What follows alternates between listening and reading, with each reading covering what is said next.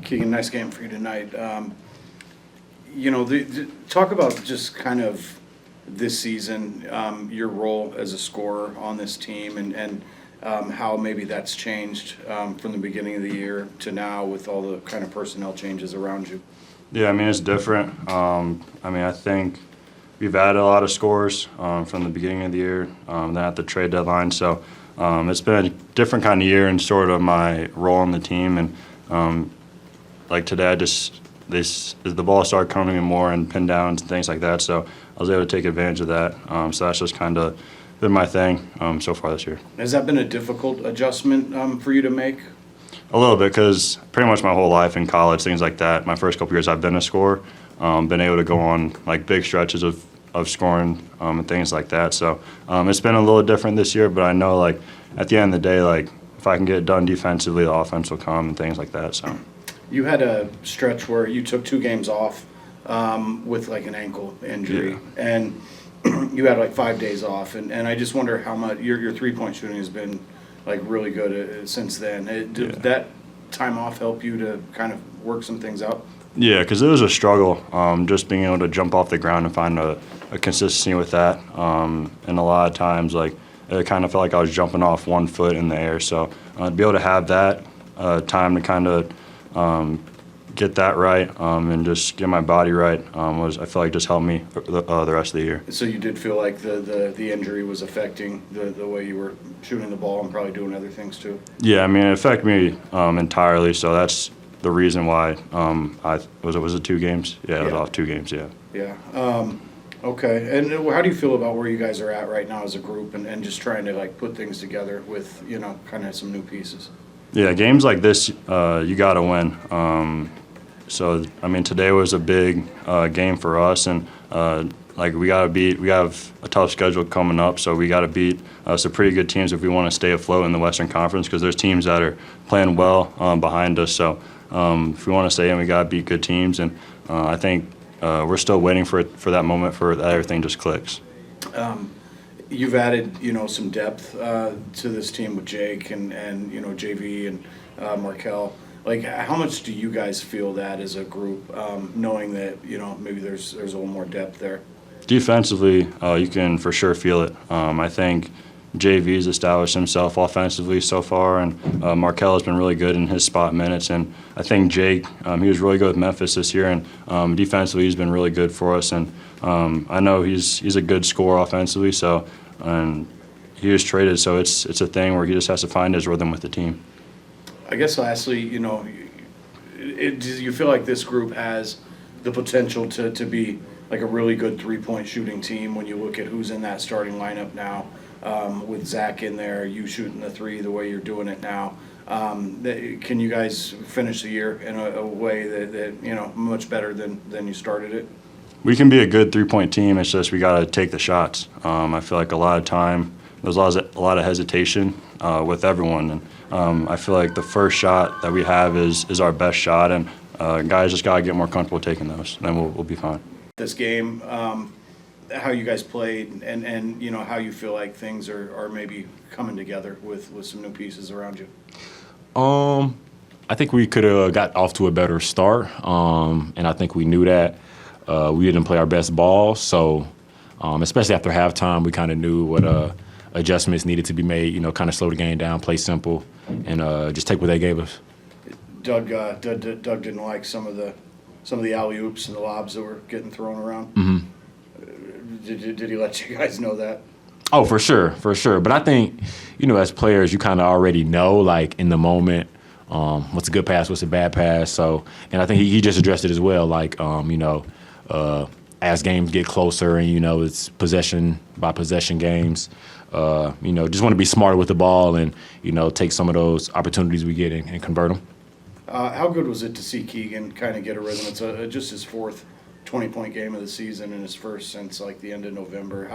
How good is that for him and for the group?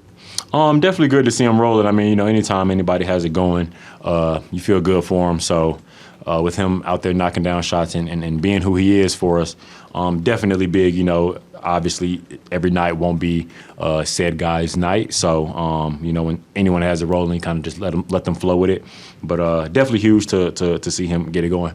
Does it feel like with some of the trade deadline additions and, the signing of Markelle as well, that the depth is maybe a little better and you have some more help with that second unit? I honestly don't know. But I do think, with the additions that we've had, everyone's coming in, positive energy, trying to affect the game the right way. Obviously everyone's still trying to figure it out. No one knows it to a T just yet. So coming in, just trying to play simple, be effective, and play hard. We'll figure it out down the stretch. So coming in and keeping it simple, I think we've done a great job at that. Okay. First game of a 4-game trip. What are going to be the keys for you guys as you go on to the next stops? I think, getting off to a good start is one for sure. Because, we've had games where we've came out with a bad start, but we've came back in those games. So, obviously, if you start off better and then you have that run later, you put yourself in the lead. So, definitely want to start games better, and then I think, like I said earlier, just take care of the ball, and value each possession. So, against better teams, games come down to 1 to 2 possessions. Mm-hmm. What from your perspective, what is the problem with the starts? How can you get off to better starts? I don't know. Sometimes it's different. Sometimes teams are knocking down shots, and sometimes we're slipping on the things that we were supposed to be locked in on. Whether it's like easy switches or last second brain farts. I think those are some of the things that kind of can snowball into teams going on runs, especially if they get off to a good start. They're seeing the ball go in. It makes it easier for them too. So then it puts a lot more pressure on our defense to get stops when they're rolling. So I think just kind of locking in those first couple of minutes and really setting the tone. It's we continue to work on us. There are a lot of different aspects of this game. Defensively, 1 30-point quarter, there are things that we can build upon. Has some good communication, some good switches, but it's still not as smooth as I would like, and I don't think as they would like either. So, but all in all, as I told them at halftime, we'll work on that and continue to work on it. The most important thing is that we win the game, and to their credit, they went out and did that. Doug, what did you see at the start of this game? And what do you say to them in terms of trying to urge them to come out with the effort that you want to see early?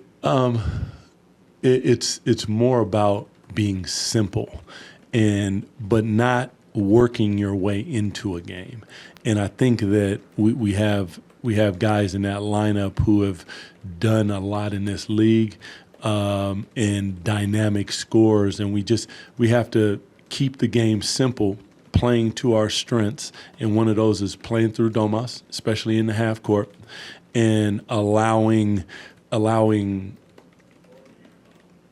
us to get downhill. And then once we do that, whether it's a DHO, whether it's a split, whether it's a high split, low split, just read what's in front of you as opposed to trying to dictate the game. That happens later in the game, later in the half, later in the quarter, later in the shot clock, where you allow your talent to dictate the game. Early on, I just want them to read more and definitely be present on the defensive end with intensity. Okay. Keegan has just his 4th 20-point game of the season, and it was his first since November 24th. Speak to kind of his journey, like year to year, how his role has changed, and he's been asked to do different things, and then to be where he is now, where he's maybe not as much of a scoring option as he was in year 1. He still is the same option. I would beg to differ. I just think that he's asked to do more on the defensive end, and the balance of trying to play really hard defense and then go be a jump shooter is difficult, and you have to find that balance.